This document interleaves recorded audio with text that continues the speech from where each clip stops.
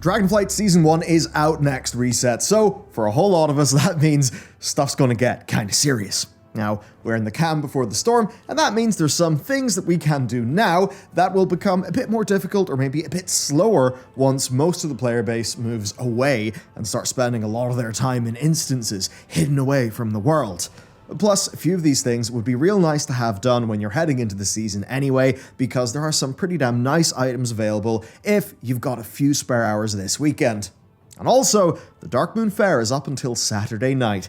That's always quite useful. Just like our sponsor. Our patrons with the new December loot, which if you are on our Patreon through the end of December on the tier, then you'll get this awesome pin, as well as, of course, everything else that is going on there. We've got the class card, we've got the awesome art, of course, videos as we make them, so early, and a whole bunch else. It's a lore walking podcast, and we are making big old plans to put more and more into that as time goes on, especially in the new year. So, patrons, thank you. You are honestly the backbone of what we do as we try to make more ambitious series like the Big Dragon series, which we definitely want to do more of in the future. It's you guys who are keeping it real, making it all possible. So, name of the credits, awesome loot, more great shit like that. Head up the link down below. The first thing is getting either Rathian or Sibelian to their max rank for the 389 necklace and 398 cloak that they both sell. Now, these are items that are actually both ends of the normal raid item level spectrum, so yeah, you can just go get some final boss tier loot right now. The reason we recommend doing this before Season 1 is that it uniquely gets a lot faster when there are more people in the zone. Matt and John on our team were actually farming this one out together recently, and they noticed that once other people started to go to bed, it became a hell of a lot slower. This is because the bonus objectives that give reputation, like killing the big spider in the vault, those spawn based on how many players are handing in keys. And there are enough mobs in the area to facilitate a pretty huge number of players farming. So if you want to get those items, or just be amongst the first to get Agent of the Black Prince, or fly a black dragon, then this weekend is going to be one of your best chances to do it real efficiently.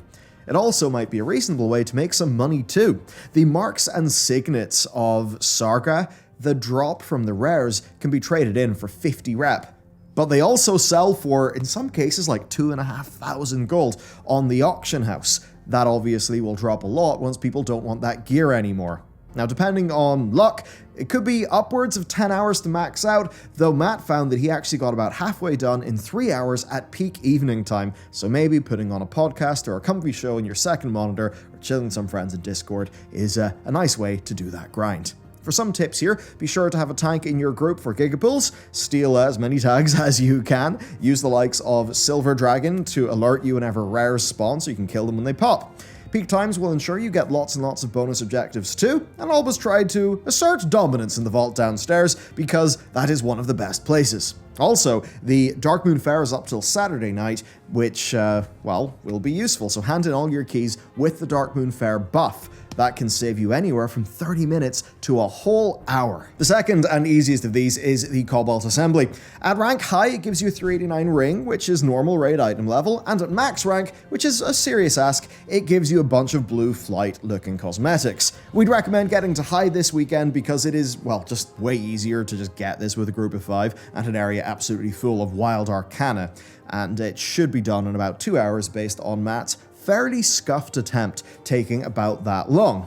This weekend may be an even better time because at launch it was kind of hard to find a free mob to tag, but now there should be a nice player population as some people already got their rings, but there's still kind of enough that it ends up working. And if you want to stick around for the cosmetics, instead of 2 hours, you're probably looking at maybe 6, which is quite a lot, but hey, you will be in the 1% transmog-wise.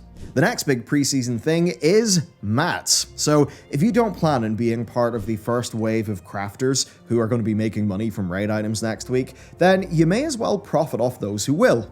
Every expansion, items are the most expensive at the start, as Mythic Raiders dump their millions into enchants, potions, the vials, and anything else that'll give them a tiny little advantage. Hell, one of the people in my guild dropped 1.5 million gold in Rathian keys. Holy shit. But he's got like 10 mil, so yeah, I guess nice to be him.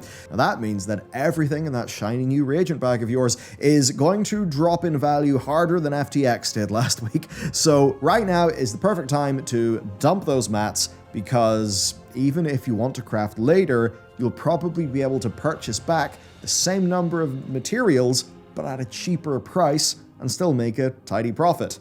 That's wow stonks, literally.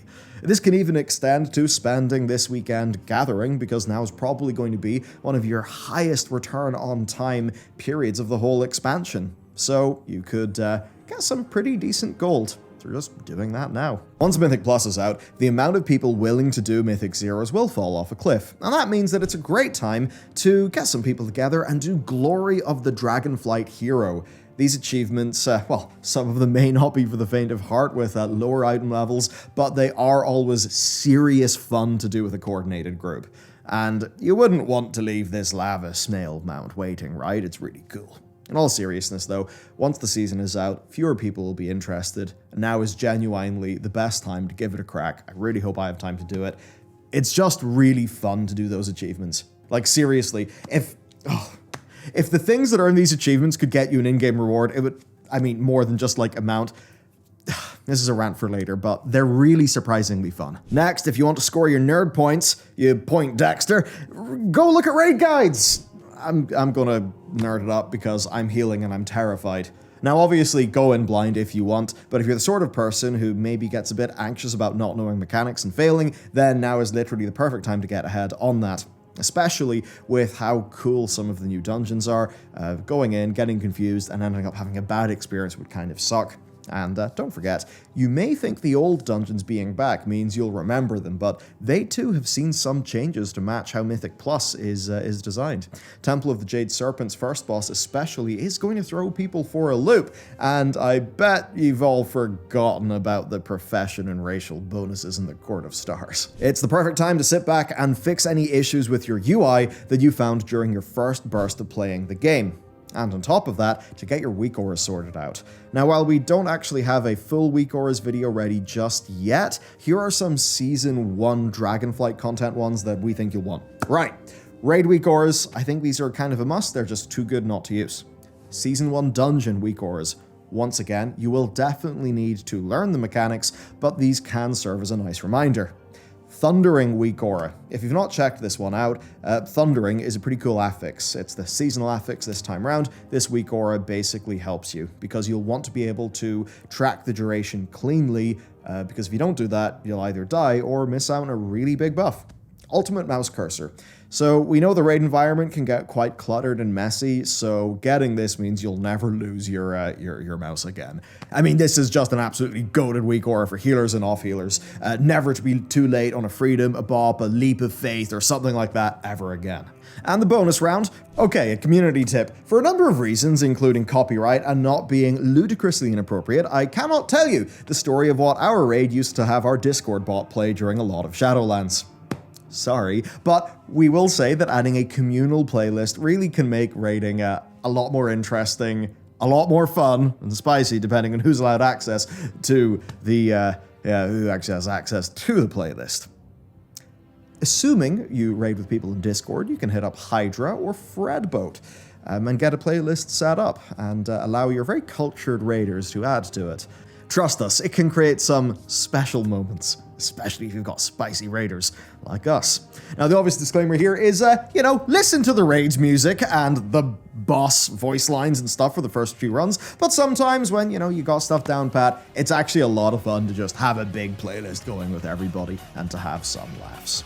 And then the final tip, and this is a bit more of a pragmatic one, but as you know from what we've been talking about on the channel lately, there are a few weekly based things, or in the case of the super rares daily based things, that will drop gear based on your character's item level.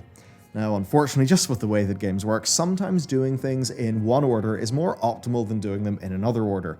So one thing that I would perhaps recommend is, if you're going to grind up those reputations for that gear, do that first. Or, do your Mythic Zero World Tour, whatever.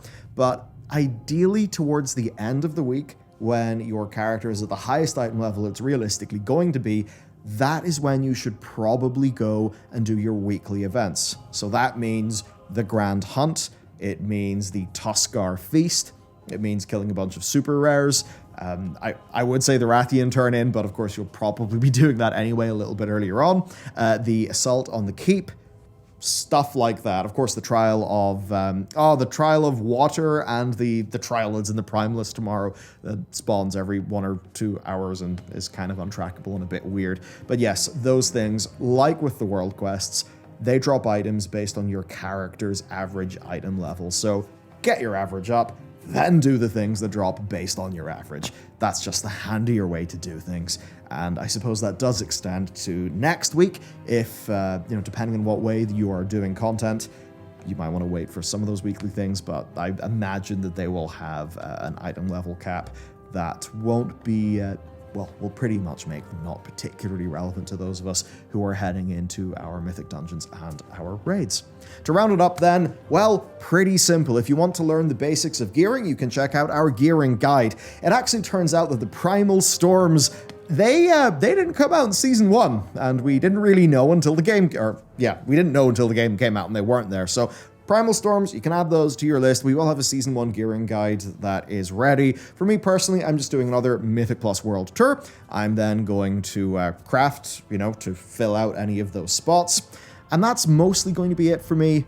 Depending on the free time that I've got, I might grind up some of those somewhat better items. But to be honest, I'm fairly sure that as a new healer, yeah, my gains in effectiveness are not going to be through gear. They're going to be through practice. So that's what I'm going to be up to. But there you go, that's it. I just thought we'd give you a few pointers before what is, for many of us, the big day of Season 1 dropping. All right, have fun in game. I'll see you next time.